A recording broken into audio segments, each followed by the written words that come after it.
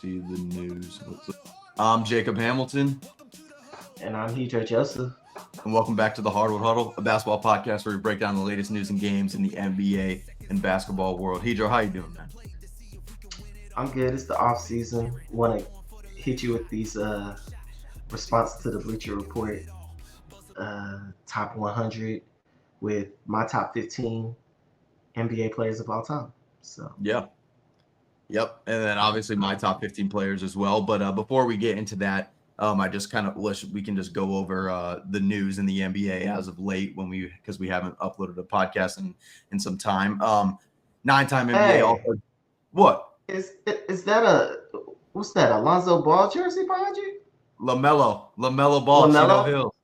LaMelo, you gotta represent. I was a huge Melo fan when he was in high school because that was like what I was probably in fifth grade, sixth grade when I don't know that it was some time ago, but I mean, I was a huge Melo fan. I was just a huge Chino Hills fan. But yeah, gotta represent. But yeah, 9-time NBA All-Star Damian Lillard signs back with his hometown team, the Portland Trailblazers, on a $42 million contract that is 3 years long and includes a player option in 2027 and 2028 and a no trade clause as well. Kind of my thoughts about this.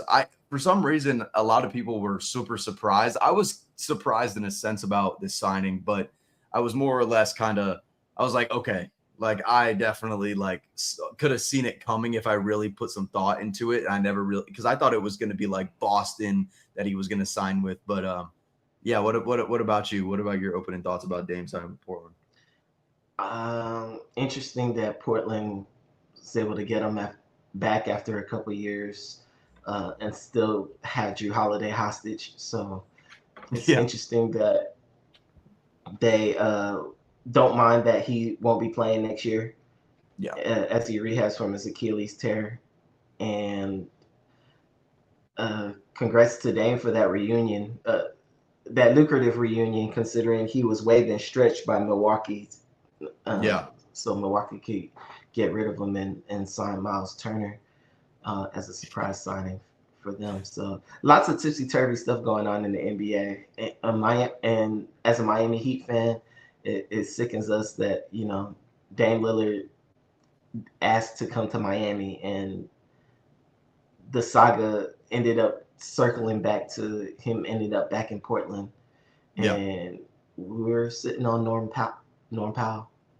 And that's it for our 2025 off season for the most part. Lost Duncan Robinson and we got Norman Powell. Hey, Norman Powell ain't too bad.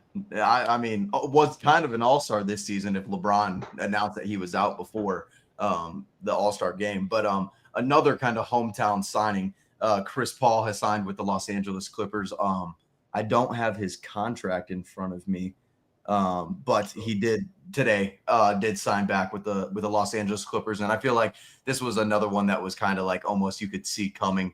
Everything was like he wanted to be in LA.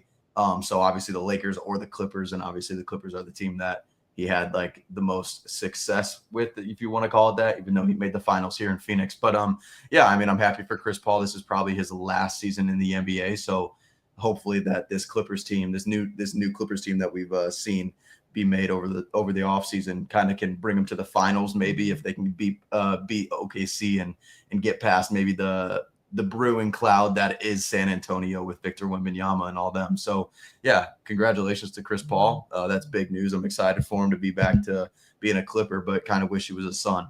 But what are your thoughts on Chris Paul signing back with the Clippers?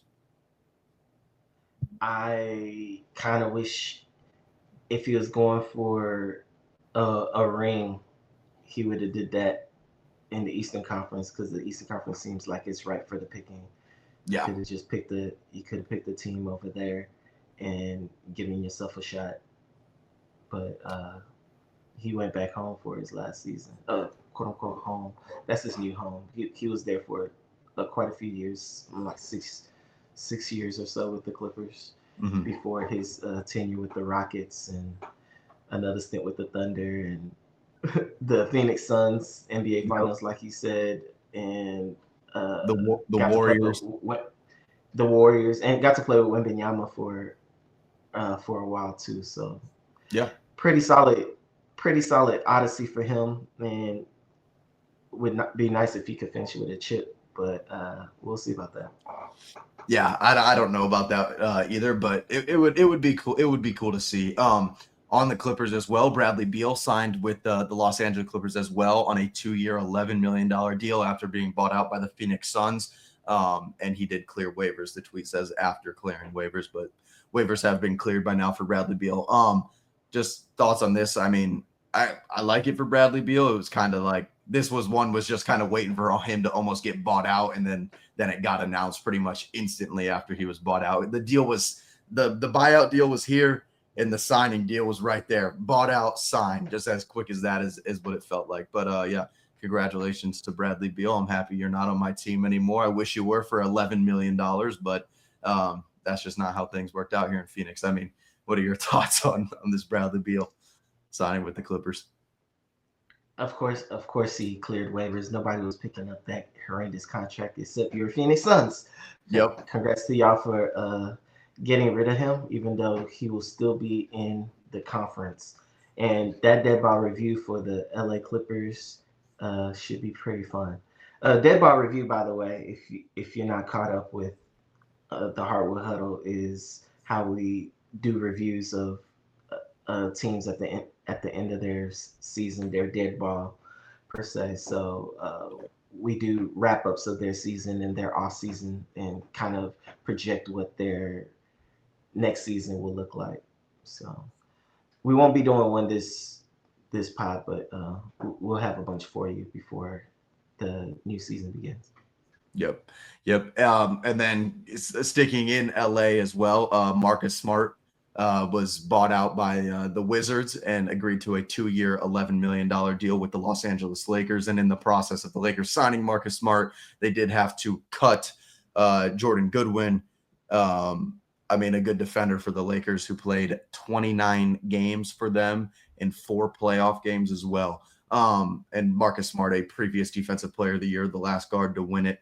I mean, this signing was kind of not expected in a sense, but definitely kind of made sense in the right way. For me, at least, it made sense to me. Getting a Defensive Player of the Year in Marcus Smart, and obviously he's not the same player that he was when he won Defensive Player of the Year in Boston, but still once was a Defensive Player of the Year. So yeah, I like it for the Lakers. I'm not too upset about it. What are your thoughts? What are your thoughts on Marcus Smart signing with the Los Angeles Lakers? I think they'll be lucky if he has much left. I think he's just a name, in my opinion. And interesting, whatever it is that the Lakers GM is Rob Pelinka is pulling this offseason, knowing full well that they had a shot to get to the conference finals by avoiding the Nuggets and the Thunder, 2 teams that are way bigger than them, only to get crushed by a team that was bigger than them in the Minnesota Timberwolves. And they responded this offseason by not signing anybody worth a note as a big a center. Yeah, They signed Jackson Hayes. They re-signed Jackson Hayes. Let's stop playing, man. DeAndre Ayton is basically Marcus Smart in terms of in terms of, you know, if it doesn't work out for them literally this season, they won't be in the league, either one of those guys, despite whatever their contract says. Yeah, unless somebody still has like this vision that they see in DeAndre, and that I definitely do not see at all. But onto some injury news before it doesn't snow in LA, so you know he'll make the game. He'll be able to leave his house for every game. But on to injury news. Pelicans forward / center Derek Queen underwent a surgery to repair a torn wrist ligament in his left wrist and will be reevaluated in 12 weeks. And from everything that I've seen, I think that's like a 3 to 4 month injury recovery time for in the wrist. Things are not looking too good already in New Orleans. They've always had injury problems, especially with Zion, and now that their new rookie center is now hurt. interesting because they did trade their pick to the Atlanta Hawks, unprotected as well. They still do have Jeremiah Fears as well, but I don't know if Jeremiah Fears is truly the answer for all things New Orleans Pelicans related. But yeah, I mean, obviously super upsetting to hear from a rookie getting surgery already this early into his NBA career that hasn't even started yet. He's played 0 minutes in the league, but yeah, I mean, your thoughts on this as well. Shout out to the Hawks. That's all I gotta say. Offseason's looking real good for the Atlanta Hawks right now. If I was a Hawks fan, I'd be pretty happy myself. If I was a Pelicans fan, I'd be worried my team might move. Yeah, right. From Smoothie King Arena that did just hold UFC 318, I believe. So that probably got him a bunch of money. Oh, is that where it was? Yeah, I believe so. For Dustin Poirier's last fight, it was a sad watch for me. I'm a Poirier fan. But now going into our top 15 players of all time list, combating the Bleacher Report top 100. Obviously, we don't have enough time as they do to put together a top 100 list. I just want to give this preface before we even start going into this topic. I'm confident in my top 15 list, but I'm still very conflicted about it because my list changes for me every single day. So who knows? Come Wednesday, my list the number 10 player on my list could be number 6 on my list. It just depending on the day. But I just wanted to get that out there just for the viewers. For me, I had 2 guys when I finished my list, and I looked down and I realized I had 2 guys at number 9. And I was like, double 9. That's not great. So I ended up having to push other people down to where the guy that I had at, I think 14 actually fell off of my list. And that I think that's interesting, but I'll tell you who that is. But do you want me to get you want me to give you the guys who just missed my list, or the guys who just who are way down below those guys? I mean, let's do both. Let's hear the guys that are down below those guys, and then the guys that just missed the list. Let's hear. All right, I got about 1, 2, 3, 4, 5, 6, 7, 8 guys that I threw in there that just missed my list. And you're gonna be surprised at this list. You're gonna be like, "What the heck's gonna happen?" Let's hear it. What the heck's happening? I feel like you will, and a lot of people might be surprised, but I have my reasons. But the guys who were who were below the guys who just missed the list, and you're not gonna like the names, but yeah. So interesting. Oscar Robinson. Okay. I looked at I looked at his highlights, and I saw the defense that he was playing against, and yeah, I understand what he did for the game of basketball, like for free agents and the time that he played.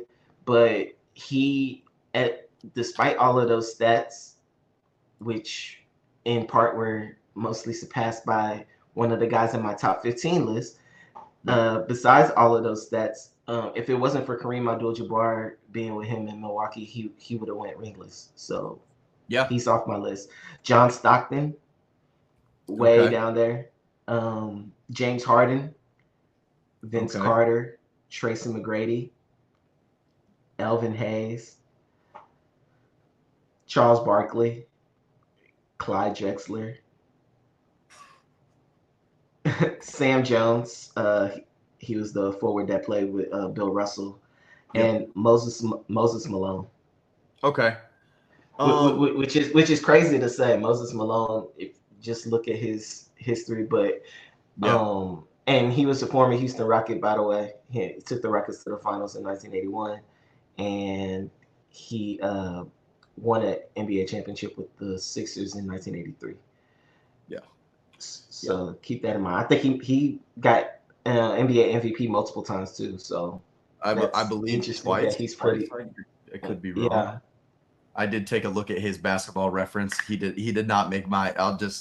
He did not make my top 15 list either. But I mean, the most surprising one for me at least is for your just missed. I'm just gonna is Oscar. He is somewhere in my top 15. He's not as high as you probably would think he probably is, but he's in there.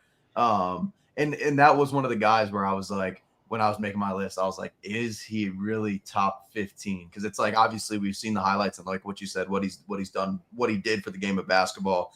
But I still had to throw him in my top 15 list for me. That is my group that was just below even. Yeah, no, this is my list that even further than that. Like literally, I'm talking about. I'm getting Oscar Robinson at like 28 or something like that. If I had to do like a whole. Yeah, I kid you not. Look, we're talking about literal guys who can play in any era, guys who can literally take a team and carry them themselves. Yeah. And he wasn't doing that in a league that didn't have that many teams. I'm sorry.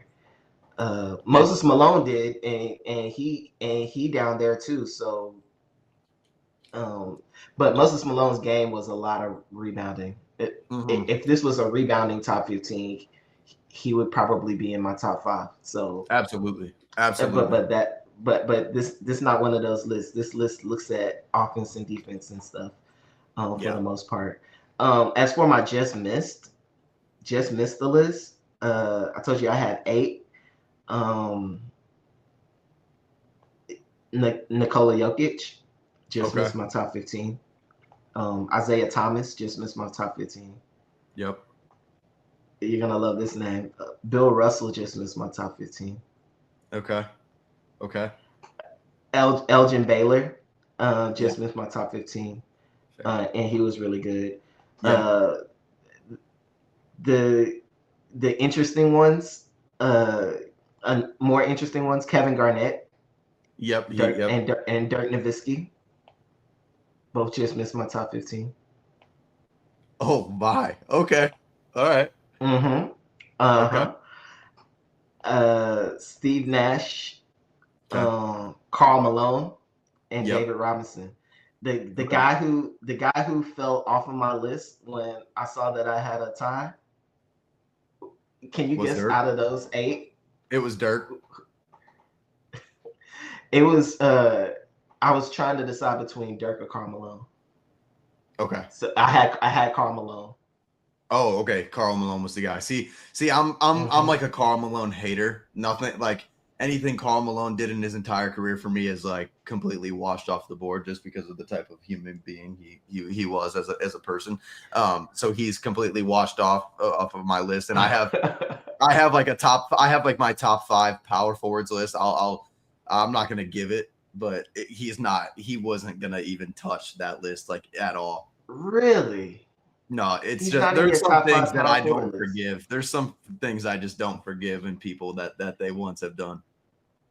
Do you got guys that just missed your top 15? So I can give a few guys that just missed my top 15. I'm sorry, Karl Malone is in my top 5 power forwards list, but like it was very tough for me. Oh, okay. I just went past. He's at 3 for my top 5 power forwards of all time. But yeah, guys that just missed the list for me. Jerry West just missed the list for me. Kevin Garnett missed the list for me. Karl Malone. I'm trying to think of who else. Dr. J missed the list for me. I'm trying to think like Chris Paul missed the list for me in the top 15. That one was a really tough one for me to kind of for my number 15 spot. He's probably he's just ahead of LeBron in assists. I think he's 3rd or something like that. Yeah, something like that. Yeah. It was between him and my number 15 guy who I was going to put there, and I kind of gave the nod to the 15 guy for just other reasons that I'll eventually explain once we get to my top 15. We might have the same 15. That's fine. I know for a fact we that might we have don't the same have number the same. 15. No, number 15. We might have the same number 15 based on what you just said. We don't. I know for a fact we don't, because my number 15 guy, you had him labeled in your like number. What'd you say? 28. Oh, okay. Yeah, Interesting. I gave him that nod because this. I'll just give my top 5 point guards list here, because I have it written down here. Wait, where's it at? I have this kind of might like kind of say my list a little bit. Magic, Steph, Chris Paul, Oscar, and then Jerry. That's my top 5 point guards list. And so Chris Paul was slotted at 3, and then Oscar Robinson was at 4. And so I gave Oscar the nod for over Chris Paul on my top 15 list. And that kind of says who my top 15 or my number 15 players. But other guys that just missed it for me, I think I said KG, Dwayne Wade. If I really went down this list, I obviously these guys would be slated into here. I said Jerry. Jokic missed my top 15 as well. So yeah, those are my just missed list. And just FYI, all it takes is another Jokic good playoff run. And he's probably up there, because the number of MVPs speaks for itself. Absolutely. He literally could go up from not making my top 15 to being in the top 11. Yeah, no, same here. I'm just when I was making this list, I was like, is Jokic like in my top 15 like already? And I was like, like I'm gonna like give him another year of like doing what he's doing. They beat the 8th seed in the finals. They beat the 8th seed in the finals. I feel like there was that run right there wasn't impressive, even though they beat my Heat in the NBA finals, and I watched it in person. But I feel like their parade was beating the Lakers every single year. The last couple of years, besides last season, I feel like they've celebrated like they've won a championship by beating the Lakers, and that was more important than the actual run to the championship. And it's proven that way in their eliminations since then, in 7 games to the Minnesota Timberwolves 2 years ago, and then the NBA champion Thunder this year. Yeah, no, it really is kind of like a matter of time. Like if you give Jokic one more good playoff run, like it's just like it really like it doesn't even have to be to the finals. Like it could be a crazy carry job, like triple doubles like throughout the playoffs. Like he had 30. He averaged a triple double. He averaged a triple double this season. Yeah, as a center. That's the thing for me. It's like he's a center doing that. Like I think we talked about this last episode. Like I never thought I'd see a world where a center would be averaging a triple double. Like I never thought of that. In my opinion, just on accolades alone, you can look at Jokic and be like, that's better than what Oscar Robinson has done. Oh, 100%. And this is why I couldn't put Oscar. Like I'm looking at the list and it's like that doesn't make sense to put Oscar over there when I know who I'm giving credit to for that championship run that he got at the tail end of his career. Yeah, no, and I can't say I don't disagree with that, because I mean I get it. All right, well now let's jump into this top 15. I think we're gonna go from 15 to 11. You'll give yours first, and then I'll give mine, and then we'll go 5 every time. So from 10 to 6, and then if you're picking up what I'm putting down. So all right, so I'm going first. Yep. Cool. So just FYI for my list, I was doing ABA, NBA careers. I wasn't talking high school, international, or high school, or college. So I'm really just talking about their professional play in the ABA or NBA is what I did. Because if you start adding like college and different stuff like that, we got some guys who, I mean, high school. Kareem if we're bringing in all that, like, if we're bringing in all that, I probably have Kareem number one. Yeah. Because he did everything and he was Yeah. that kind of legend. But what else did I wanted to say? Oh, Bill Russell not being on my list, top 15 players. And you'll see this kind of theme in my top 15. I feel, in my opinion, that you do have to have some championships, but chips are a team award. Yeah. So if Bill Russell didn't have 4 or 5 other Hall of Famers and one of the greatest coaches of all time he was playing with, Yeah. then he could have had the exact same numbers and the Boston Celtics wouldn't have been anywhere. But him Exactly. being the leader of a team that had that many good players, it's like y'all are giving them leadership awards, and I don't really believe in that. I feel like, for instance, Tyrese Halliburton, as good as he played, he walks away with nothing at the end of this season. And what we're gonna say, the Pacers are scrubs? Yeah. No, Tyrese Halliburton looked like Michael Jordan out there for a whole playoff series, and it's a footnote in history because they lost Game 7 of the NBA Finals. Yeah. To a team that won 68 games. So I rate Tyrese Halliburton high for being able to do something like that on his, essentially on his home, with maybe like Pascal Siakam and other names people won't even remember. Like people aren't going to remember Nemhard and Miles Turner, Obi But Toppin. Bill Russell was doing it with name players and coaches and all. Anyways, my number 15 player is number 15. Your favorite player. Oh, wait, my favorite current player. Your favorite player that got you into basketball. Who's that? Tracy McGrady? No. Who did I say? Russell Westbrook? Oh, you got Russ? I wasn't even thinking Russ. Oh my God. Okay. All right. Let me write this down. Okay. See, started with explosions, man. I started with explosions. Okay. Russell Westbrook, 15th greatest player of all time. His numbers, in my opinion, and the way he plays, I feel like that was better than what guys like Oscar Robertson brought. Yeah. I've seen him do what he's doing as a smaller guard, but more explosive than anything that Oscar Robertson put out there. Yeah. And it's not comparing apples to oranges. I'm sitting there like, Russell Westbrook's made an NBA Finals. Russell Westbrook has won an MVP. Yeah. Russell Westbrook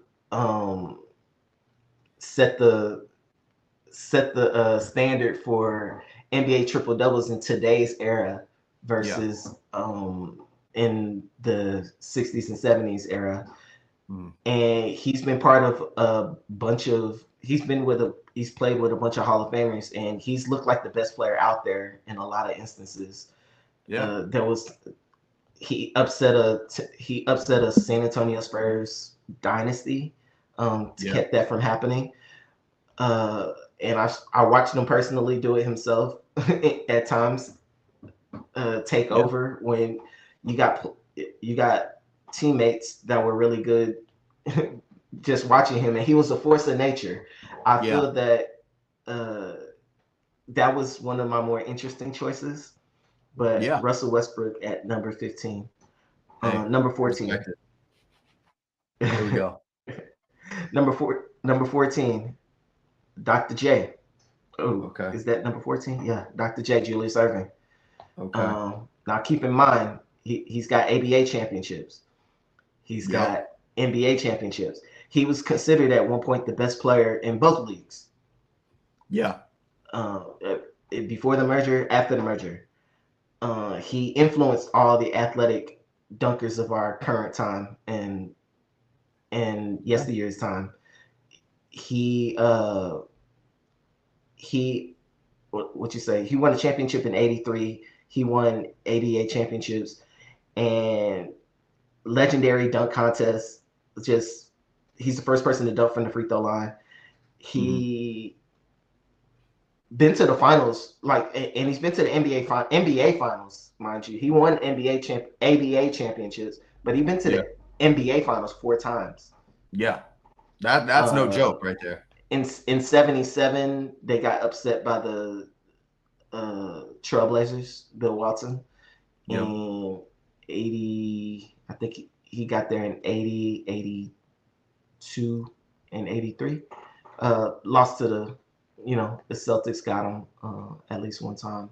I think the Lakers got him one time, and Lakers did. Yeah, he was able to break through in what everybody considers the best time of the NBA, the 80s. Yeah.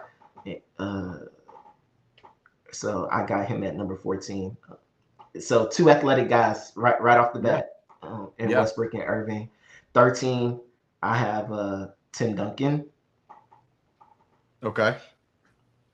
That goes without saying there. Number 12, I got that boy Jerry West. Okay, Jerry West. Let me make sure I'm writing them down. Jerry West, Tim Duncan. Okay. Number 11, the Dream, Hakeem. the Dream, Olajuwon, and those are my 5. You got any questions? I mean, you saw my reaction when you said Russell Westbrook. That I can't say I hate that, because I am, at the end of the day, a huge Russell Westbrook fan, and I think he deserves a lot more credit than is given to him. But other than that, surprisingly low in my opinion was maybe Tim Duncan. In my opinion, I have him decently amount higher on this list. In my that's my list. We can discuss it when you get there. But yeah, those two, Russ being there and Tim Duncan probably. I see the Dr. J the Dr. J at 14. I get that. I see the Jerry at 12, and I see the Hakeem at 10. Like I said before we started into this, like anybody, like it's hard for me, because like where Hakeem is on my list, he could be 11 tomorrow. Like it's so like. It's hard. It's hard in my opinion. Jerry West is still top 10 in NBA playoff scoring. Yeah. No, absolutely. And he hasn't played in like 50, 60 years. Yeah, which is crazy. Crazy. That guy was good. If it wasn't for a Celtic dynasty, we'd be talking about him having 8, 9 rings, potentially. And him being the leader of the team doing it too, by the way. But let me see. The logo. We'll talk about Tim Duncan. I got Hakeem. I'm from Houston. I got him at 11, and it feels low, but the reality is, his results didn't turn up until like more the tail end of his career. Yeah. And I wish the tail end of his career would have had a better finishing kick, because those like last 3 years on top of that weren't that great either. Yeah. And he spent the rest of his career in Toronto before he retired. So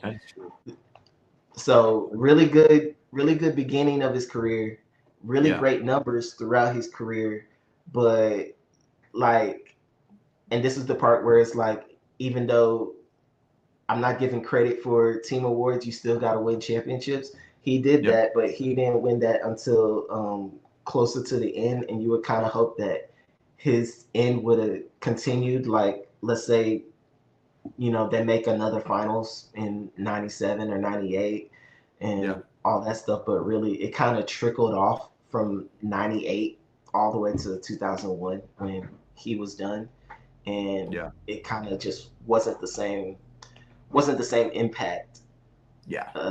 So if he'd have kept that, then obviously he would have been higher than the next couple of guys I got on my list. What about you? Yeah. At number 15, I do have Oscar Robertson on my list. He is number 15. Kind of like what we said, like what he did for the NBA. First player to average a triple-double, 12-time All-Star, 11-time All-NBA, 1-time NBA championship, and that was with Kareem Abdul-Jabbar in Milwaukee. So kind of as the second fiddle, and a 6-time assist champion as well. So Oscar Robertson is my 15. Obviously, his game can't translate to today's NBA. But we both have triple double guys at 15. So I mean, gotta give some props for that. Number 14, I have Wilt Chamberlain, 13-time All-Star, 10-time All-NBA, 7-time score. I have everything right here. 7-time scoring champ, 11-time rebound champ, 4-time MVP, 2-time NBA champ, 2-time defensive team, 67, 68 assist champion, 100 points in a game, and 5 games with 35 plus points per game. I mean, Wilt Chamberlain you've been talking for like the last minute on just his accolades alone, and you got him at 14. The thing is there were times where he would fall off in the playoffs. There were times where he would fall off in the playoffs. So I would put Wilt Chamberlain at my number 14. That's what I'm saying, though. Like, you had 60 seconds worth of you had 60 seconds worth of accolades to yeah, no, I know, but I have like that for I have a lot of like the accolades and stuff like that for like everybody. But obviously, like when that's like the bigger one in my top or in my 15 through 11 range, which gets a little questionable in that 12 to 11 spot, which I'm interested to see what you have to say about that. Number 13, I do have Bill Russell. He is a 12-time All-Star, 11-time All-NBA, 5-time MVP, 11-time champion, of course, 10 seasons where he averaged 20-plus rebounds per game.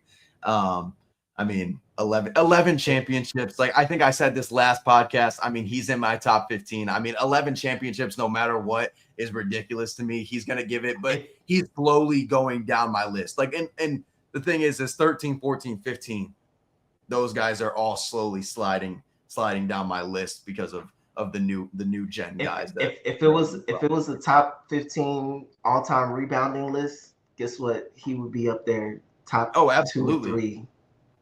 But, absolutely. And not what this is. Absolutely. But number 12, I have Larry Bird at my number 12 spot in my top 15 list. 12-time All-Star, 10-time All-NBA, 3-time MVP, 3-time All-Defensive Team, 3-time NBA champion, and I want to say overrated three-point shooter. In my opinion, obviously not one of the greatest three-point shooters we've ever seen. He's not even top 5 in my opinion, but he still was a great shooter, and I have to give him respect to that as well compared to these new age guys. What are we thinking about Larry Bird being at my number 12 spot? Man, give me your number 11 first. I don't think we're ready for my number 11. Go ahead, give me your number 11 first. Take a guess. Take a shot in the dark. I'm gonna be so mad if you said something like number 11. I have Kobe Bean Bryant and my top 15 list. 18-time All-Star, 15-time All-NBA, NBA MVP, 5-time champion. 3 of those were with Shaquille O'Neal. 12-time All-Defensive Team, and did score 81 points in a game. I have Kobe Bryant at my number 11 list. Yeah, that's something that I've always been very. And once you get into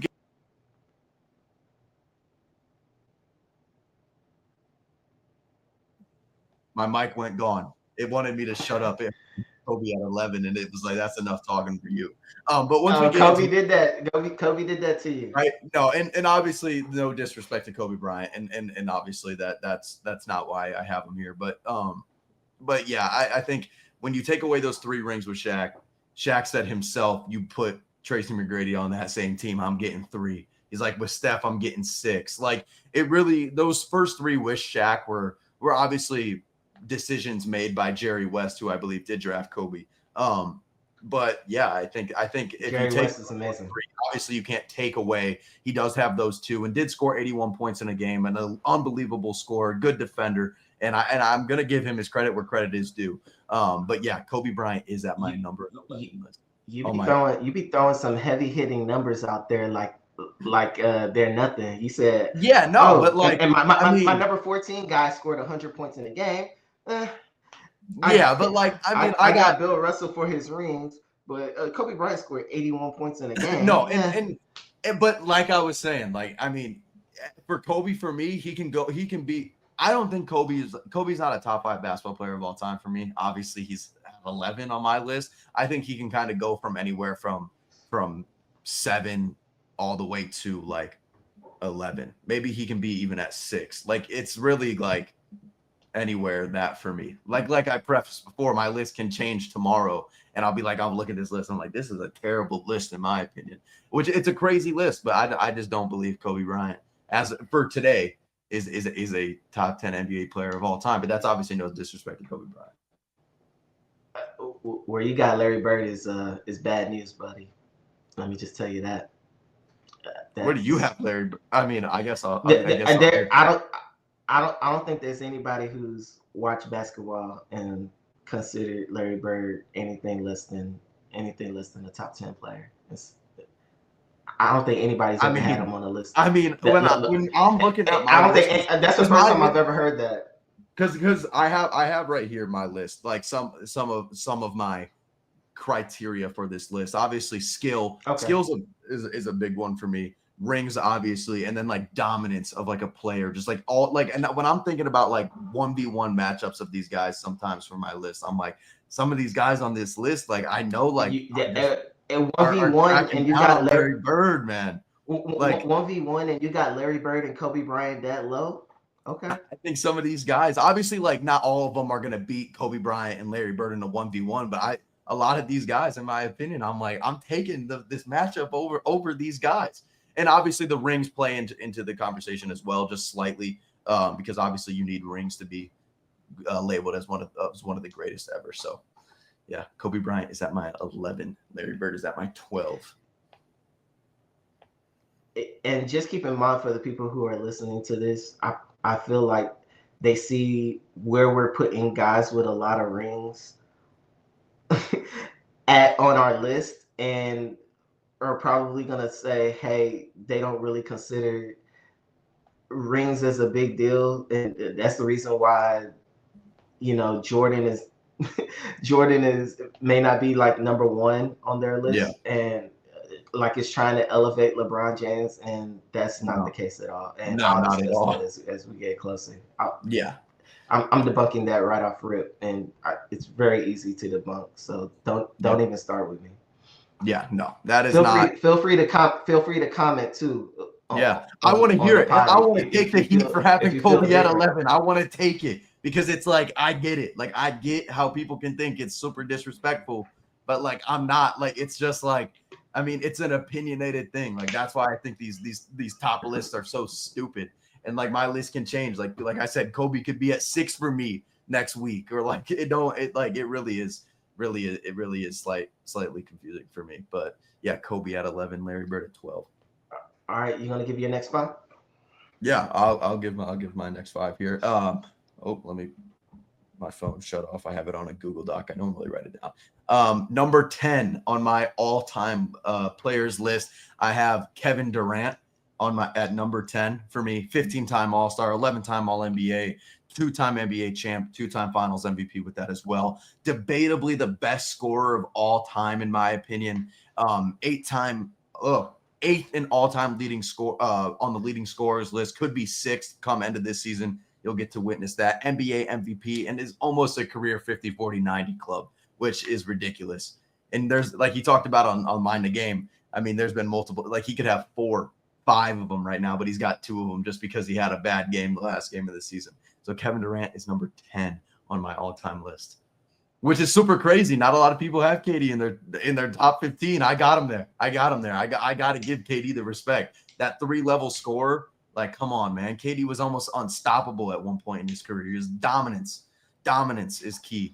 Number 9, I have Steph Curry in my top 15. Number 9, Steph. 4-time NBA champ, 2-time MVP, 2-time scoring champ, the best 3-point shooter of all time, 11-time All-NBA, 11-time All-Star, 15-16 steals champ, and obviously all-time leading scorer in three-pointers made, all-time leader in three-pointers made. That sounded stupid, but Steph Curry is at my number 9. What is this look that I'm receiving having Steph at 9? Is it complete disrespect? Well, we'll see about that. the reason the look is because I'm looking at your list and I see Oscar Robertson that's there at 15, but I think it's maybe more for off court reasons than actual on court. Then you got Wilt Chamberlain and Bill Russell back to back. It's kind of like let me just stick all these older cats all the way at the end. Yeah, And you being that's a the younger thing. guy, I I'm got clocking Steph that. at 9 and KD at 10. Like they're like at the bottom for like a reason for me. Obviously, like I think I'm just clocking the older guys being at the back end of your list and kind of like in order, and then you got the newer guys as we get closer to the top 10. But I see you there. You got Kevin Durant, Steph Curry right next to each other, and they were teammates. Yeah. Yeah, I see what's going on. Number 8, I have Hakeem Olajuwon, 2-time NBA champ, 2-time rebounding champ, 3-time block champ, 2-time defensive player of the year, 12-time All-Star, 12-time All-NBA, 15th all-time in all reboundings list. And then he's the leading block champion as well in NBA history. I don't know how to word that. That always like that wording, like all-time leading, like it always messes me up. But I have Hakeem Olajuwon at number 8. And at number 7, Dirk Nowitzki. I have Dirk slated at my number 7 spot. 14-time All-Star, 12-time All-NBA, 1-time NBA champion, and which for me, rings don't mean everything for me, obviously, but that is debatably one of the hardest and debatably the hardest championship ever won in NBA history. And obviously he's got the fadeaway, which was so unstoppable for him in his career. And he's the 6th all-time leading scorer. I have Dirk Nowitzki at my 7th spot. And coming in at number 6, I have Tim Duncan, 5-time NBA champ, 15-time All-Star, 15-time All-NBA, 15 defensive teams, 3-time NBA Finals MVP, 2-time NBA MVP. One of the most like ethical basketball players we've ever seen, just like ethical in the sense of like hoops, right? And then career stats for him are 19 points a game, 10 rebounds per game with 3 assists, and those numbers are rounded fully. But yeah, I just have to. I don't know why I added his points in there, but nobody else's. But they're in there. I know why. It's 19 points and 10 rebounds a game, and you got him as the 6th best player of all time. But it's not all that. Like, I mean, look at that, 15-time all defensive. He's like, I mean, the David Robinson wouldn't have a ring if it weren't for Tim Duncan. Where you got David Robinson at then? Is he in your top 5 or something? No. So what that even mean? What that even matter? I'm just saying, like, I mean, people have him as like one of the most dominant centers ever and one of the best centers ever. But like Tim Duncan got him his ring. Spurs dynasty. Tim Duncan was the centerpiece of all that. Like, I mean, it's almost like respect. Like, you got to give him that respect. But that's just my opinion. That's my list. My list. You have to go. You have to get all the way down to 8 before you run into somebody who didn't win consecutive championships at one point in their career. Tim Duncan was a team. It's almost like you could put Tim Duncan, Karl Malone, John Stockton kind of in the same boat type of thing. Like, these guys, in my opinion, were like system guys. If it wasn't for their coaches, I feel like they wouldn't have the same career. Like, the discussion on X, for instance, is if you replaced Shaquille O'Neal with Tim Duncan on those Lakers teams, those teams would have won 5-6 championships because Tim Duncan would have stayed in shape. Nah, I think it really depended on the coach, because, you know, I saw what Tim Duncan did with the international team when he was supposed to be the leader of the team, and they faltered, and he never wanted to play internationally again. I give him credit for cracking the Lakers dynasty in 2003, but I don't give him credit for turning around and losing the very next year in 2004, when he could have started a streak of 3 in a row. And then you got guys like Tony Parker and Manu Ginobili and all that stuff, who I feel were and then Kawhi Leonard later on. All of those guys were playing better than him when it came to the tail end of his career. We're talking like from '07 all the way down to the end of his career. Like they're giving him these defensive accolades, great, but what happened between '08 and like 2013? Like that's a good 5-year stretch where there's nothing to discuss when it comes to Tim Duncan. Some epic battles with Chris Paul has him losing in the first round during what's supposed to be the prime of his career. Yeah, no, and I just don't feel like a guy like that should be like in my opinion, you felt like guys like Kevin Garnett were carrying more. Yeah, in that sense. In that same time frame. Yeah. No, and I get it, right? But like that's why I'm saying, like it's like I keep saying this. But I give him credit for the rings. But it completely like I mean, like I said, like that's why I said Kobe like could be in that 6th spot for me. Like I don't Kobe ain't cracking my top 5 in my opinion. Like, but like Matt, even that number 5 spot, but like nah, I think that my 5 is pretty solid. But my top 5 solid. But like that man Tim Duncan, man. I don't think that so Ray Allen misses a shot, LeBron James can't make a shot, and then what? They win. Tim Duncan has like 6 rings. So if he has 6 rings, all of a sudden, we both believe like rings aren't everything to these conversations, right? Because it's like I mean the guy like that's above him doesn't have as many rings as he does. Like the guy above,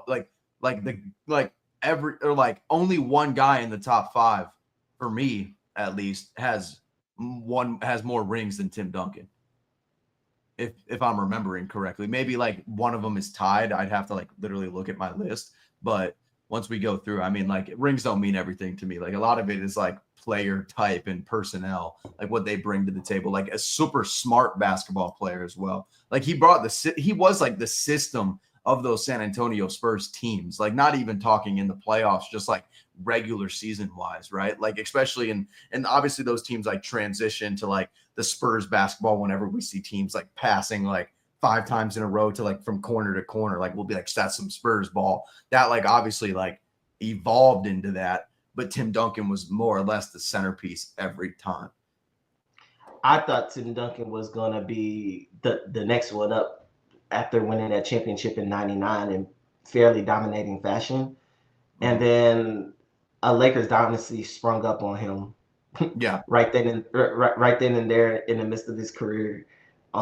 He won it. He broke through in '03 and then just was like off and on 05, 07 win a ring, and then another Lakers dynasty on his watch. Yeah. You know what I'm saying? Another Lakers dynasty like that. The Lakers made the championship 3 times in a row in the late 2008, 2009, and 2010. Oh yeah, but like they didn't win all of them. If you having dynasties like that on your watch,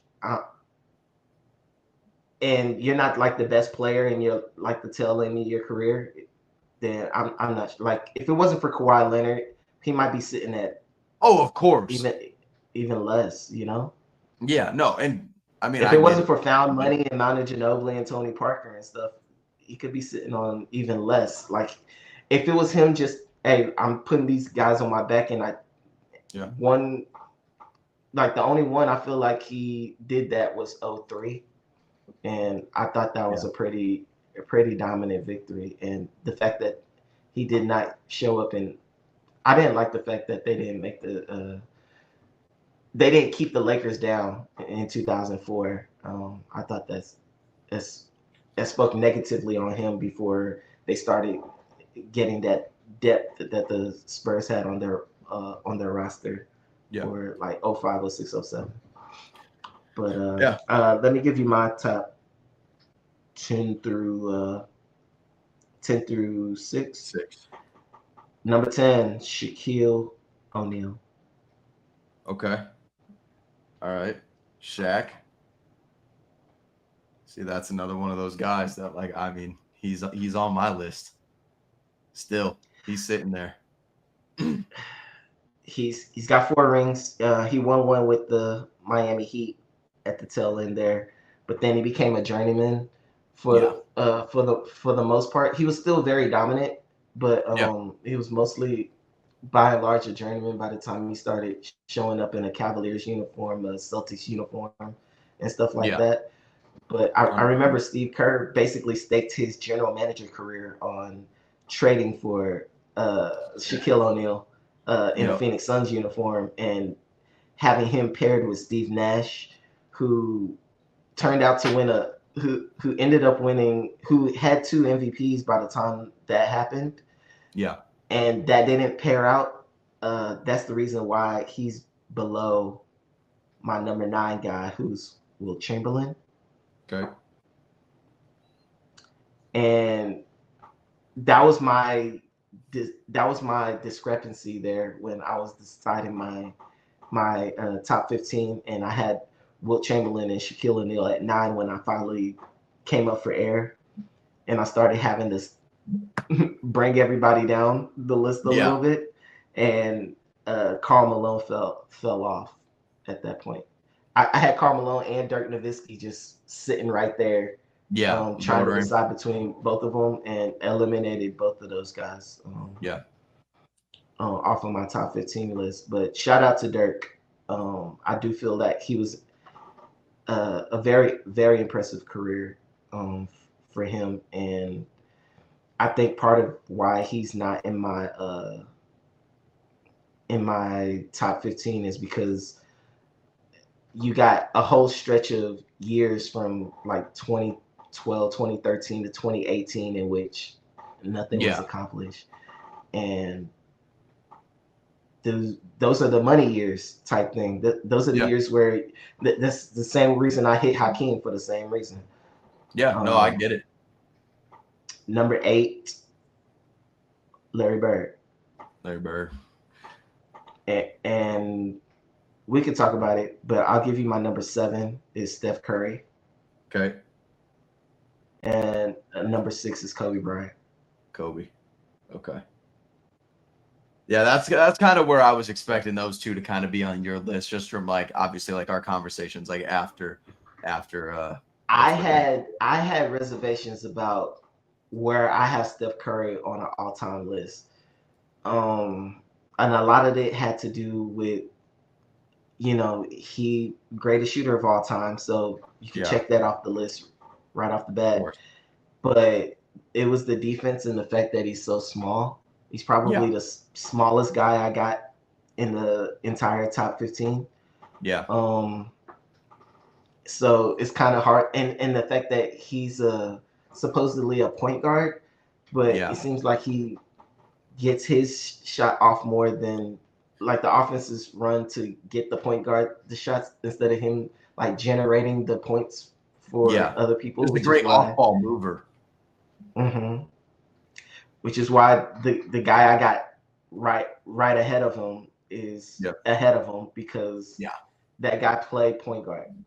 That guy played point guard, and he played point guard at a high level, and he was bigger than him, and I felt showed more force than him when games mattered, and it resulted in him being in the NBA Finals a lot more often than Steph Curry did.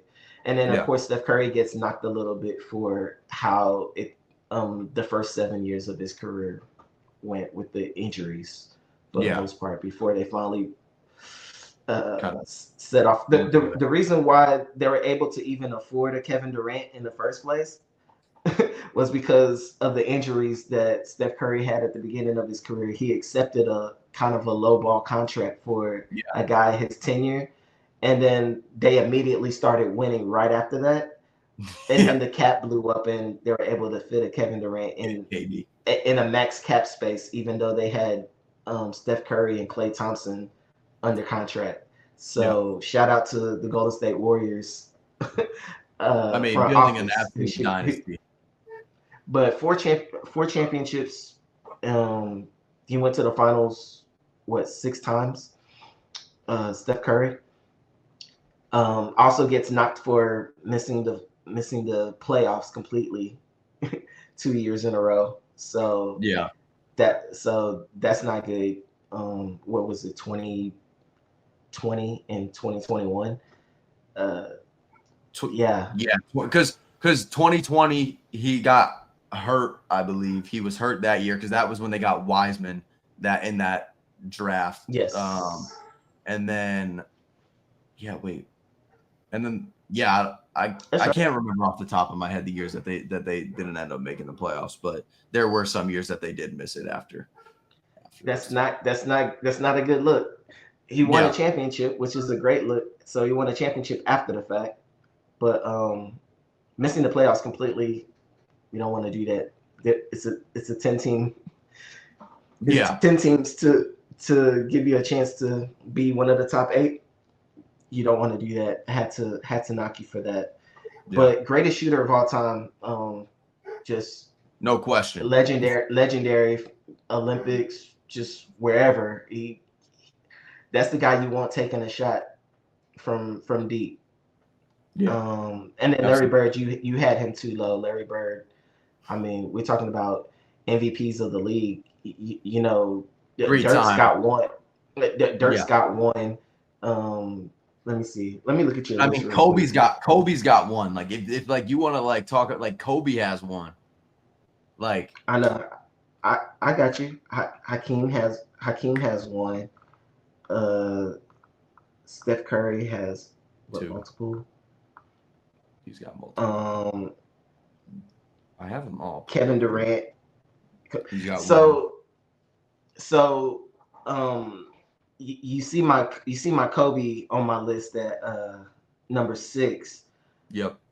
The difference between the Kobe Bryant and the Steph Curry is that, you know, Kobe, unquestioned leader when you come to the prime parts of his career. Steph Curry, he hit his prime. He lost to LeBron James, then got a Kevin Durant who won the Finals MVPs during that stretch, and Steph Curry's finishing with 1 Finals MVP. So Kobe Bryant has more Finals MVPs than that. I think that Kobe Bryant was one of the greatest scorers of all time, and he matched that with being one of the most one of the most greatest defenders too. I feel like he was a better defender than I mean, the accolades gave it to him, but he actually showed it when it came to guys unwilling to attack him throughout the majority of his prime. Like, guys weren't attacking. Oh yeah, no, he wasn't a guy that you would just be like, oh, like this is a mismatch on him. When you're sitting there, level, but when you're sitting there with guys like Derek Fisher and Rick Fox and stuff on the court,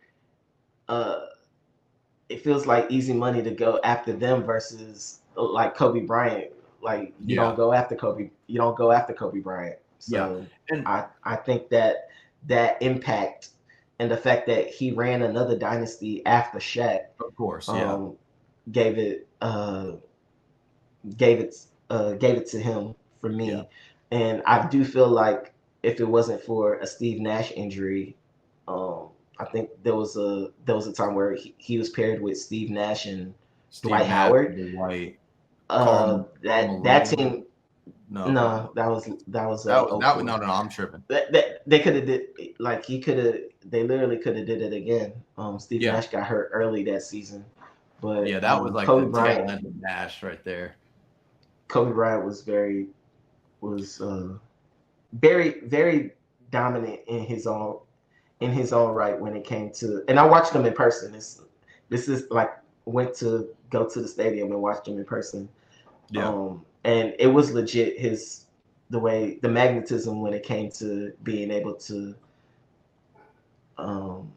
generate a lot of nervous defenders. Kobe Bryant, what was I going to say about him?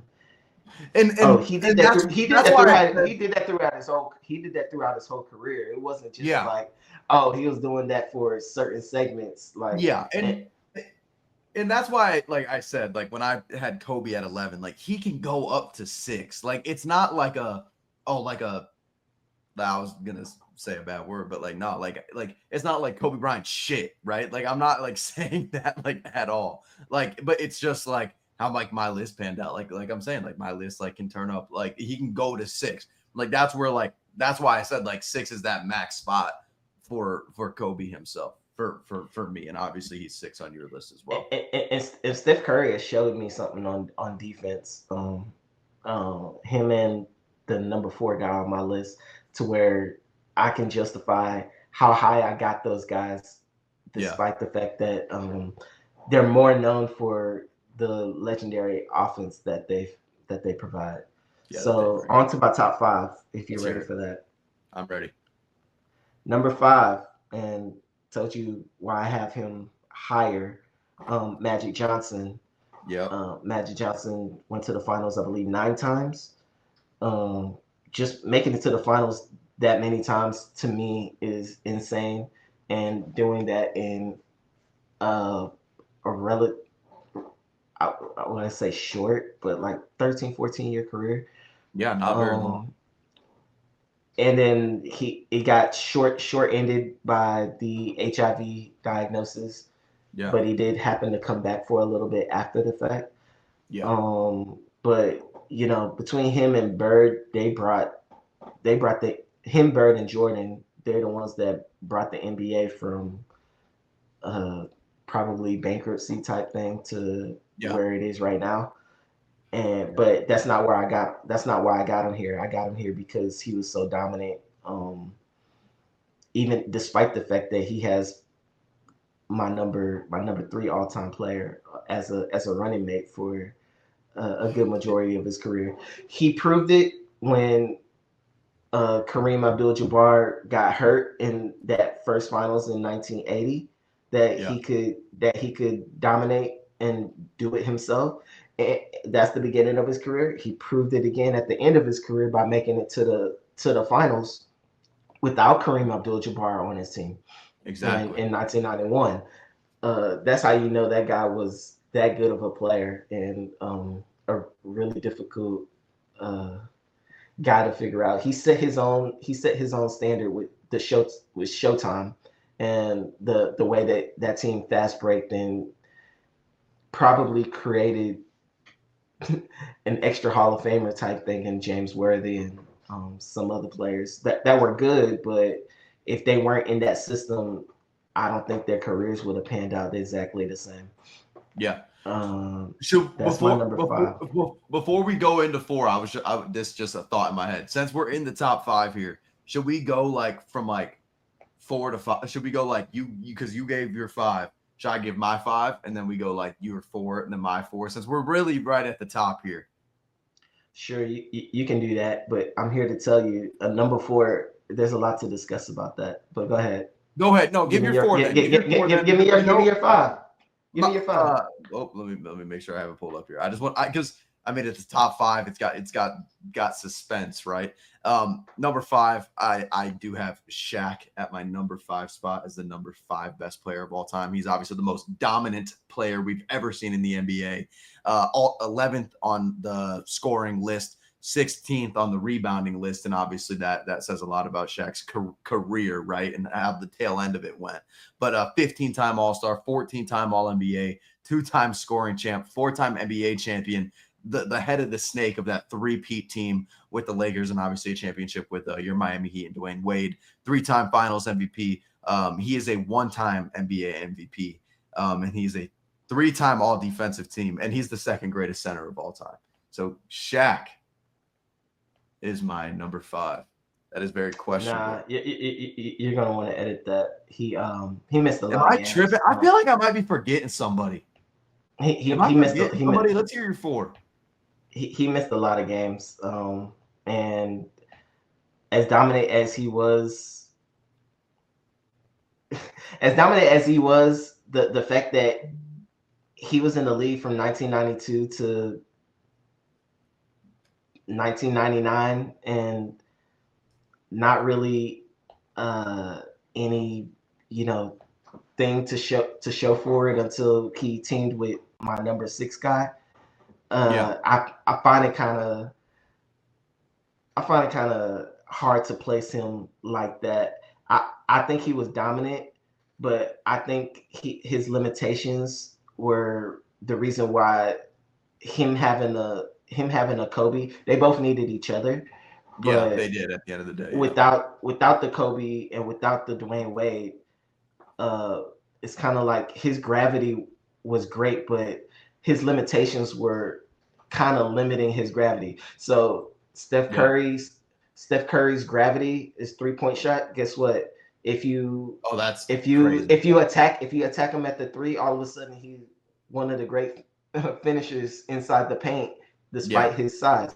When you foul him, he makes free throws, and that type of thing. But a lot of players like to go at Steph Curry, especially at the beginning of his career, and that's the reason why he's a little lower for me. But with Shaq, like, in my opinion, they created a whole hack of Shaq. Yeah, for him. That's like the biggest gripe, right? That you can say. I mean, he pokes fun at it in movies and different stuff like that. Oh, but of course. Literally, if anybody's guarding him, that's the way you keep points off the board. And that wasn't something that he necessarily fixed. It was more like that was an Achilles heel for who you're saying is the most dominant ever. But I mean, Will Chamberlain had the same Achilles heel, and guess what? They're both down on my list as a result of that. I mean, he is at your 10, and he is at my 5. I feel like one MVP, and an Achilles heel does not make a top 5 for me. And by the way, got swept in '94, got swept in 2007. He got swept quite a few times. In his career, that's not great. But I think he might have got swept like 5 times or something. 5? Is it really that true?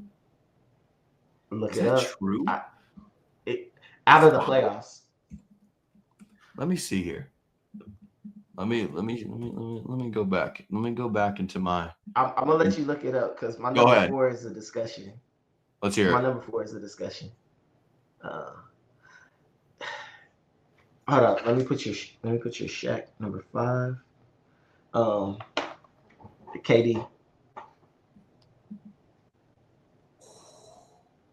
Kevin Durant, number 4. The greatest 3-level scorer of all time. Plus free throw scorer. When you're talking about all 3 levels, I personally feel like when you're talking about all 3 levels plus free throws, there's nobody that's ever done it better. I agree. That is that entire side of the ball. So when you go on the defensive side, I felt that him being at 7 foot, first of all, and you would think a skinny 7-footer, whatever, he should be attacked. And that hasn't been the case for a lot of his career. He's been able to hold down from shooting guard to power forward position with no problem. Every time guys attack him, he's been able to defend against that. Very smart player. He's not going to just chunk up shots.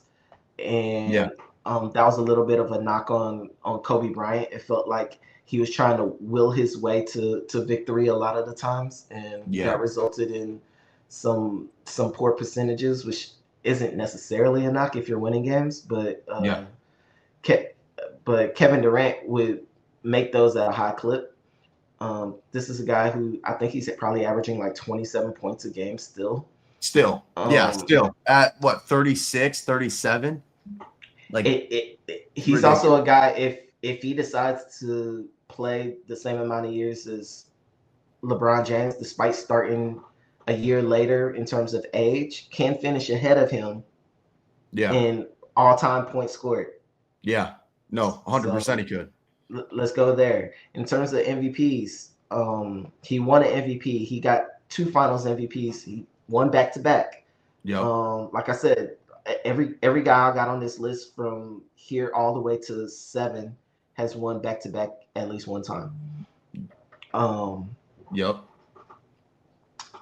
He if it wasn't for Kevin Durant, then I don't think Steph Curry is as high as he is on my list. Yeah. It's probably Russell Westbrook may not be as high as he is on my list as a result of without Kevin Durant. If Kevin Durant wasn't on the Warriors, guess who's number 1 on everybody's list without really question? And that would be LeBron James, who probably finishes with about 7 or 8 rings, because if they overcome that Warriors dynasty and there's no leap in that cap to where the Warriors can fit in a max contract, LeBron James is going to the finals every year, going against a team that's capped out when they start paying Steph Curry. Yeah. So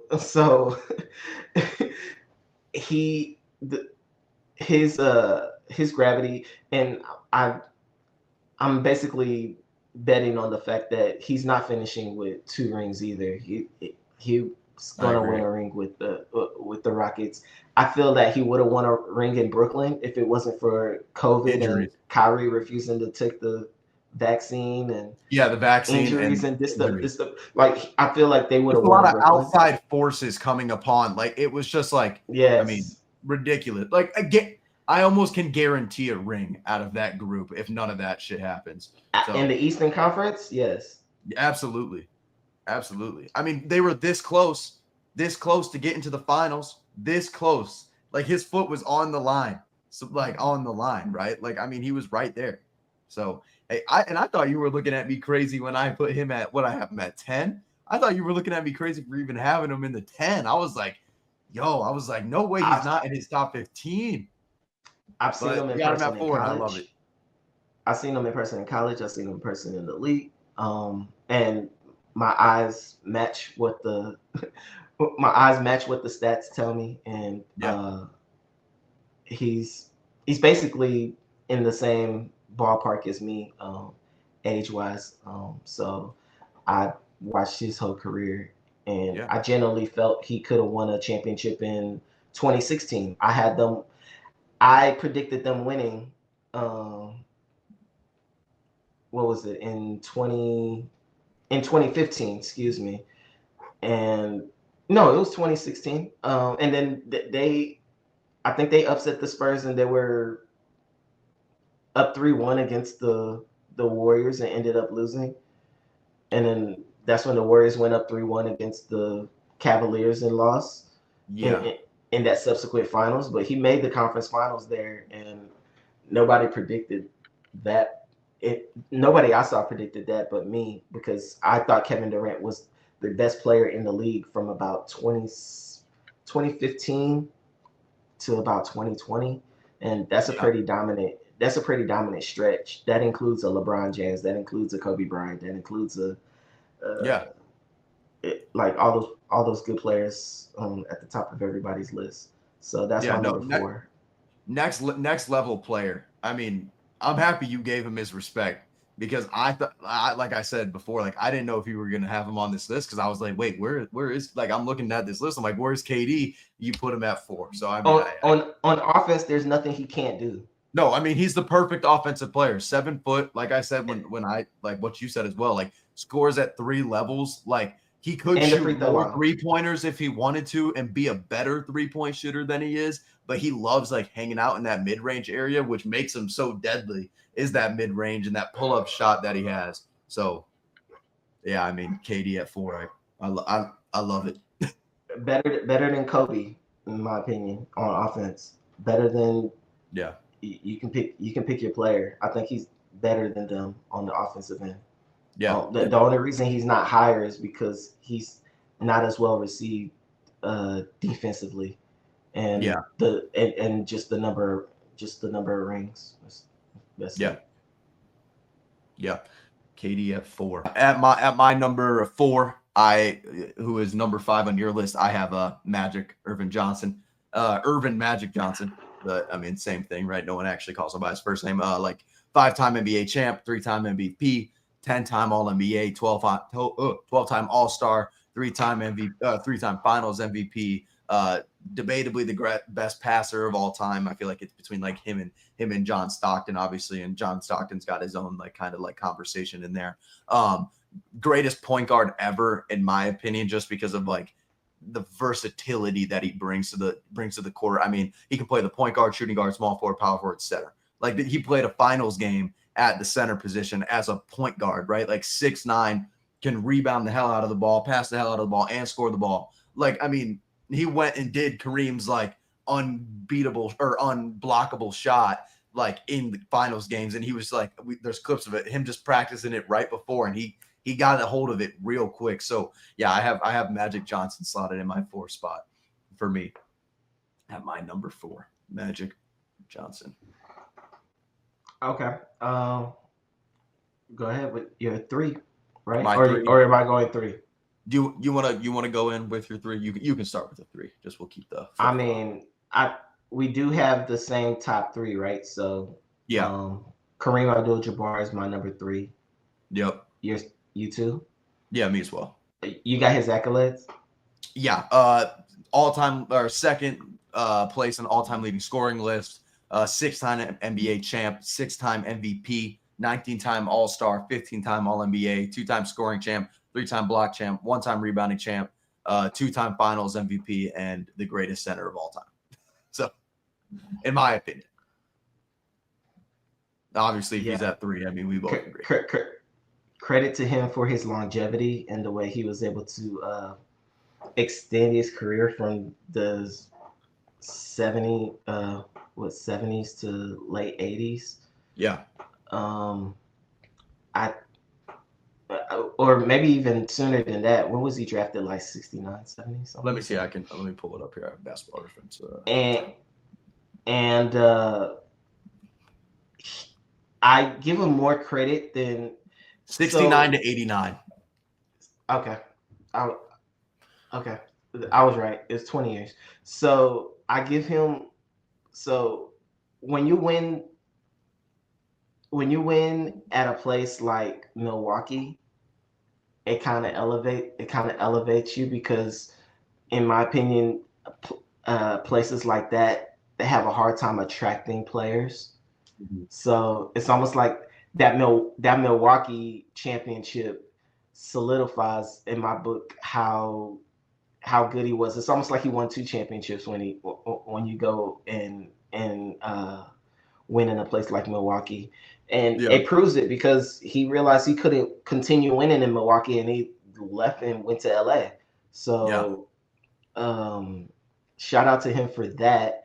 And the scoring champion for 20, 30 years of my lifetime. Proved it for me. He had an unstoppable shot. He when it comes to all these centers that have played in the league, he stands out among them when it comes to longevity and ability to consistently be dominant on both sides of the ball. And he has back-to-backs. He has back-to-back championships as well on his resume. So I like the fact that he was able to do it in two cities. Yeah, no, absolutely. And I mean, that's like the same thing I got for him. I mean, I'm not, the accolades don't mean everything, but I mean, kind of looking at all the accolades that he does has, and like you said, winning the one in Milwaukee, even though he did have Oscar. I mean, but that is Kareem's team. Like, I mean, it goes like that was when he was Lou Alcindor, I believe, was when he won that in Milwaukee. So I mean, his greatness is undeniable. I mean, he's at the 3 spot. He's always been at 3 for me, no matter who I have had at 1 or 2. I mean, my grandfather tries to debate me that he thinks Kareem is the greatest ever, but that was his favorite player of all time. So I mean, I'm not gonna give Grandpa too hard of a time on that one. I mean, I'm sure they changed some rules for him because he was No dunking bigger in than college. a lot of the players. Yeah, they changed some of the rules for him, and you know, the guys like Hakeem and Michael Jordan early in his career and all that stuff, they all had to run into a Kareem Abdul-Jabbar at one point, and he's got 6 rings to show for it. Yeah. And he's got 6 MVPs to show for it. That's more MVPs and more rings than my number one. That's Yeah. that's same amount of rings as my number two, which is Michael Jordan. Yep. Michael Jordan's accolades speak for themselves. Um, One thing I like about uh, Michael Jordan's career is that it didn't matter what what's going on around him, whether he had no Scottie Pippen or he had a Scottie Pippen on his team. If you want 30, he's gonna give you 30. If you want trash talk, he's gonna give you trash talk. If you Yeah. want if you want defense, he's gonna lock up your shooting guard. He's gonna lock up your small forward. He's gonna lock up your power forward. Yeah. If you wanted the ball in somebody's hands at the end of the game, It's despite the in his fact that guys know who the ball's going to, everybody feels comfortable giving him the ball in that spot. Like Yeah. nobody's like, you know what, this other guy's really good too. Let me give it to this other guy. I like that he transcends the sport.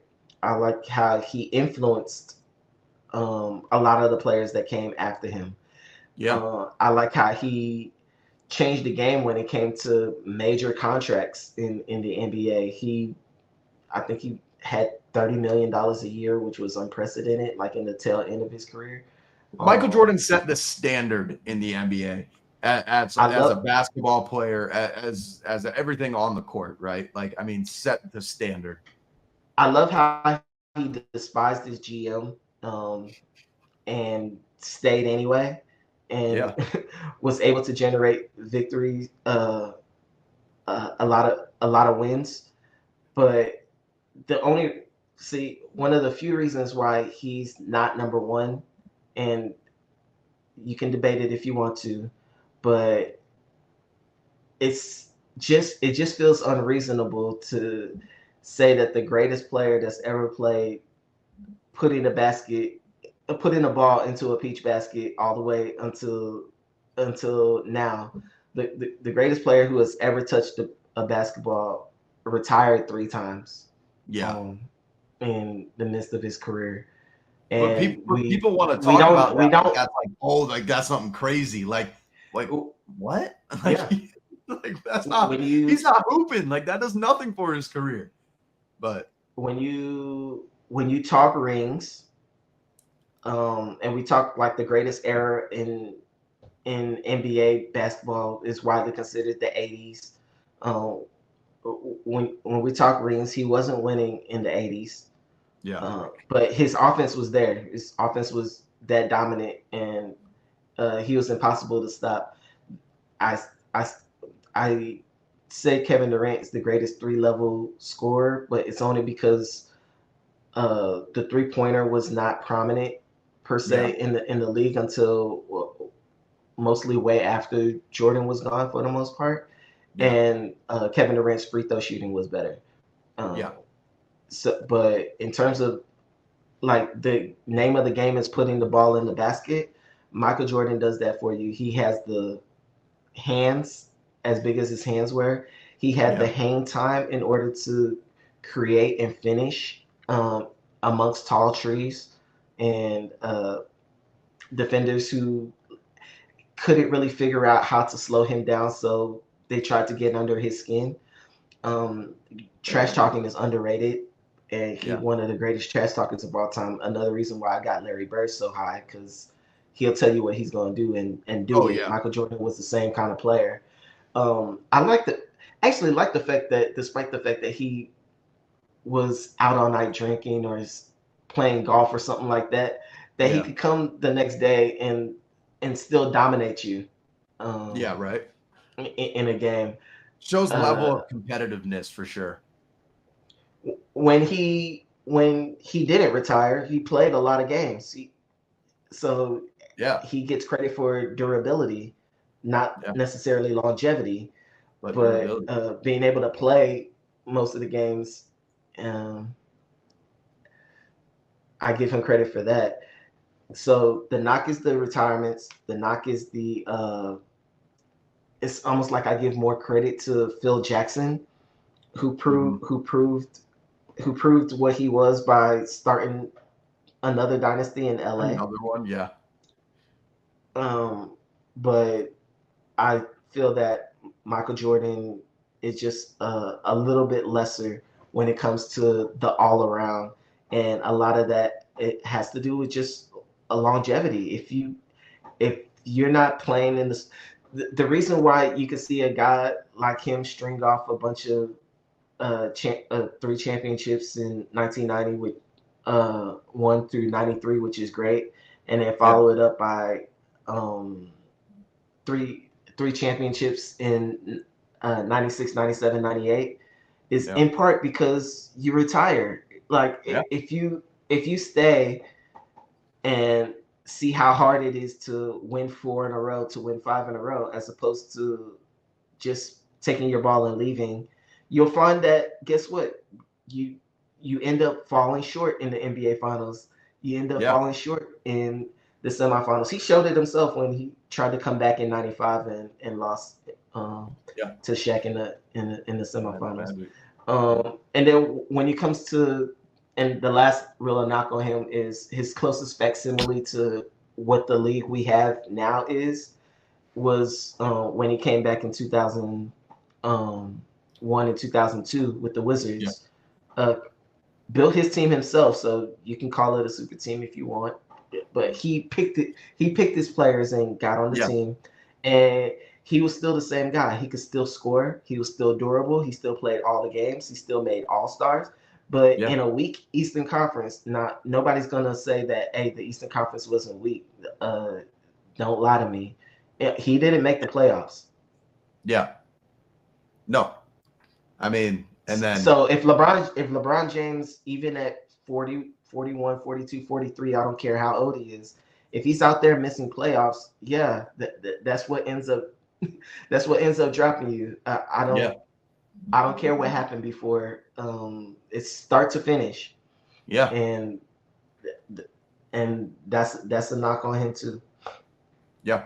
No, I mean, you hit it really nail on the head there for Michael Jordan. I mean, kind of said everything that I pretty much had written down there. I mean, yeah, but I mean, obviously we can go into both of our number ones, I assume, and I don't think there's any other player that we couldn't put on. And Michael Jordan, I feel like, is like a top 10 like scorer of all time. I feel like, in my opinion, like number 3 scorer of all time, like third best scorer. Number 3 or 4. So I'm pretty sure it's LeBron James, then Kareem, then Karl Malone, then Michael Jordan. And KD ain't in there. Where's KD at? Oh, KD's coming. He's coming. He'll be there. But you can talk about your number 1. Yeah, number 1 is obviously the king, LeBron James. I'm just going to go through everything that I have written down here. The top 3 scorer of all time, top 10 playmaker of all time, 8 straight trips to the NBA Finals, 4 rings, won a championship with 3 organizations. Nobody else has done that, to my knowledge. And 1 Finals MVP with all 3 of those orgs. 10,000 plus points, 10,000 plus assists, 10,000 plus rebounds, 2,300 plus steals, 1,100 plus blocks. That kind of says a lot. All-time leading scorer, like I said, 21 All-NBA, 21 All-Stars, 07, 08 scoring champ, 1920 assist champ, 4-time NBA MVP. Obviously a clutch shot maker, a 3-1 comeback from the 73-9 Golden State Warriors, the best team ever been assembled, or one of the best teams that have ever been assembled. Debatably one of the best carry jobs in NBA history in 2017, 2018, taking JR. That was when we got the the JR run back, and LeBron's just absolutely confused. That would have been the one game that they would have got up that Warriors team if they would have won that. And then obviously he can play the point guard, shooting guard, small forward, power forward, and center. He's been labeled in all 5 of those positions throughout his entire NBA career. So, I mean, I feel like a lot of that says everything. I mean, as well-rounded as a basketball player can almost get, in my opinion, obviously with the 10,000 points, 10,000 plus assists, 10,000 plus rebounds. Just, I mean, 8 straight trips to the NBA Finals, like that is unbelievable. There's a generation of children that don't know NBA Finals without LeBron James now, which, I mean, whoever thought that would have ever been the case in NBA history. But I mean, yeah, I mean, LeBron James is the GOAT. I mean, in my opinion. So he's got over 42,000 points. Yep.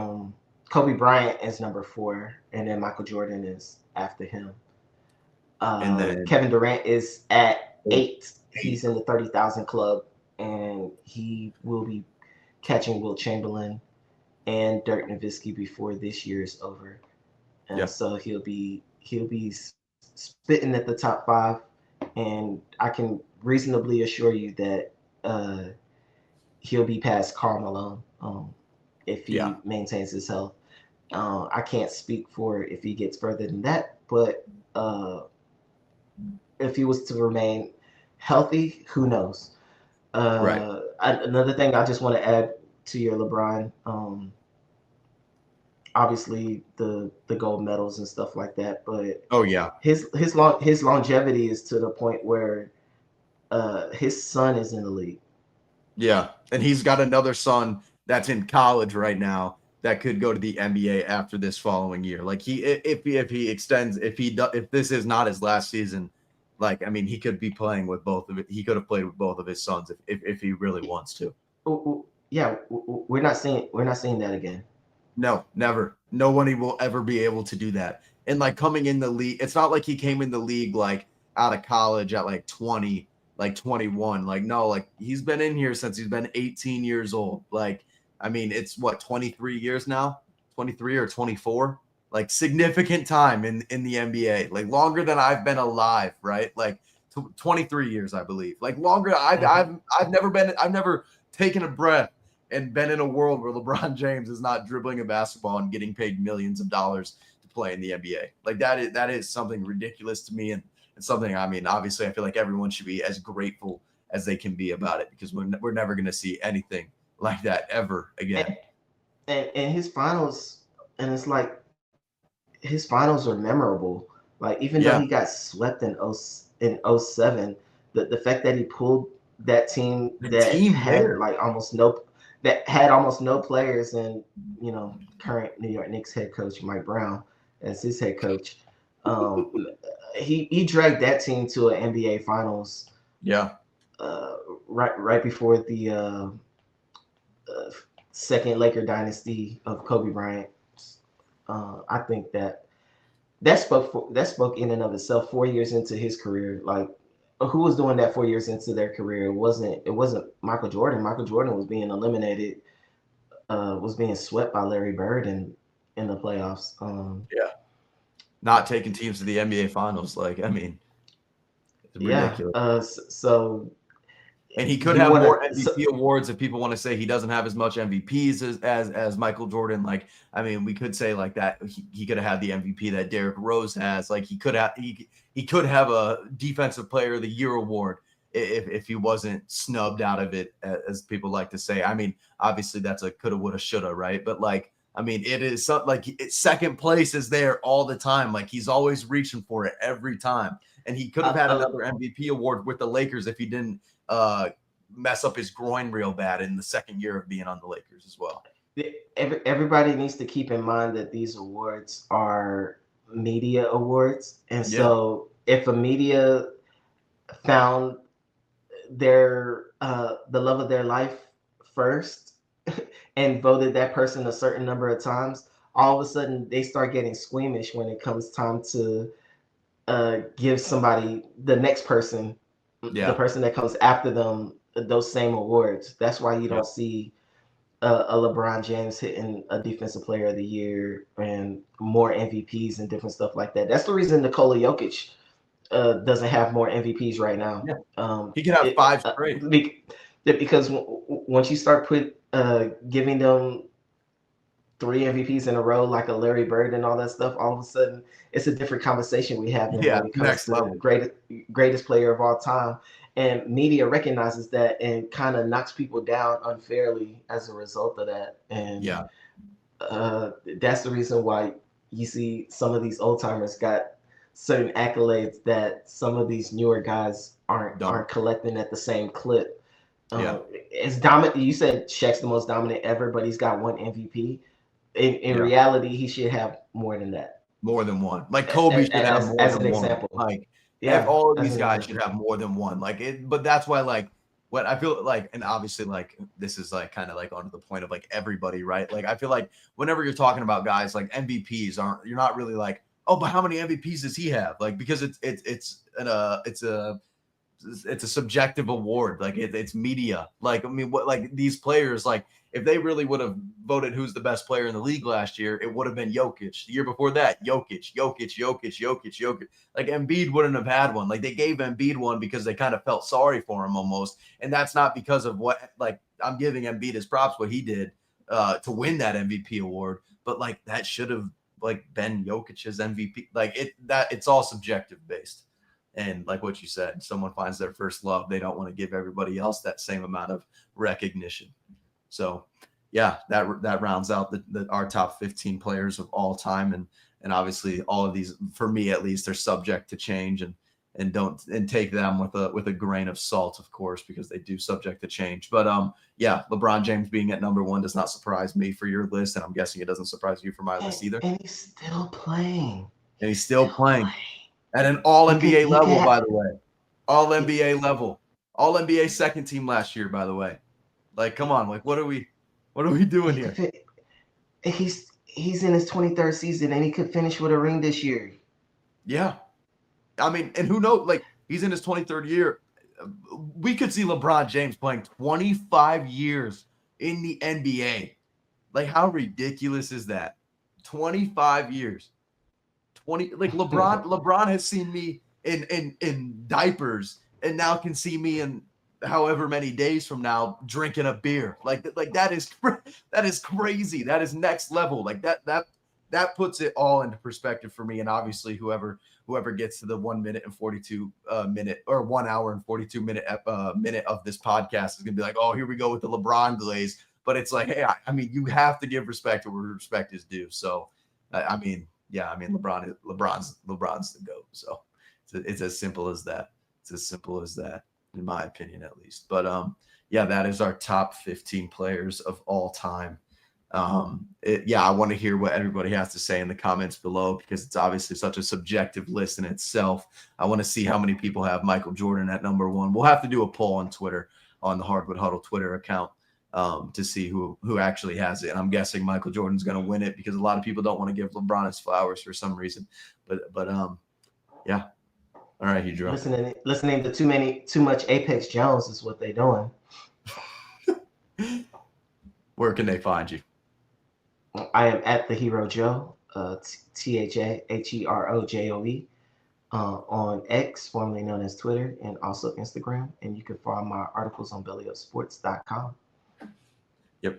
Latest article will be linked in the description as always as well. You can find me on Twitter at Hammy2004, HAMIE, not HAMMY. Obviously you can find us on Twitter at Hardwood Huddle. The Hardwood Huddle was taken. Please make sure to like, comment, subscribe. I want to hear everybody's opinions on our top 15 list.